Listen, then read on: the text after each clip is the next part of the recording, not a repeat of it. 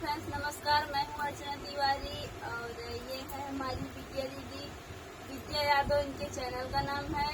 और दीदी आई हैं घाटकोपर में रहती हैं, वहाँ से मिलने आई हैं।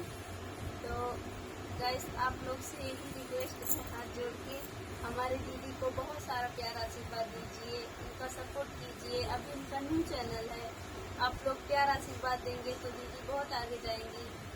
आज हम लोग सुनाएंगे बहुत ही प्यारा चुटकुला नाच गीत। कैसे लगेगा कमेंट में जरूर बताएं। सैया बोला डीजल भरा है मोटरिया में, सैया बोला वही कोठरिया में। डीजल भरा है मोटरिया में, सैया बोला वही कोठरिया में। सोने की थाली में जवना बनाए, सोने की थाली में जवना बनाए। जवना जवाई अटरिया पे, सैया बोला वही कोठरिया में। जवना जवाई अटरिया पे, सैया बोला वही कोठरिया में। डीजल भरा वही मोटरिया में, सैया बोला वही कोठरिया में। झजरे गेड़ुआ गंगा जल पानी, झजरे गेड़ुआ गंगा जल पानी। गेड़ुआ घोटा वही अटरिया पे, सैया बोला वही कोठरिया में। गेड़ुआ घोटा वही अटरिया पे, सैया बोला वही कोठरिया में।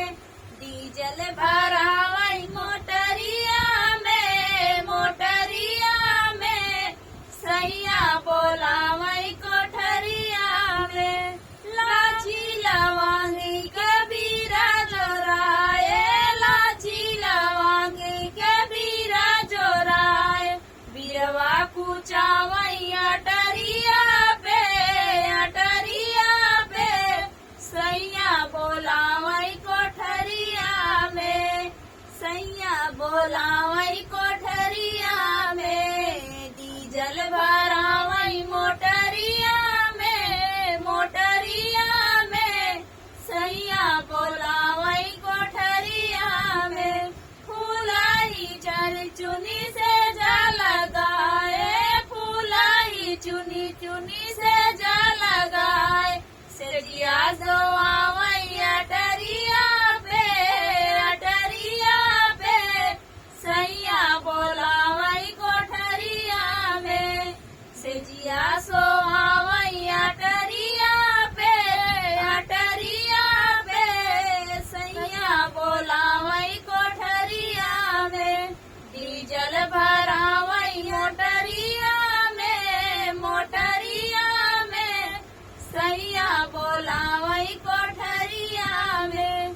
तो बहुत ही प्यारा छोटा सा चुटकुला नाच गीत था। कैसे लगेगा कमेंट में जरूर बताना और हमारी दीदी को बहुत सारा प्यारा आशीर्वाद देना।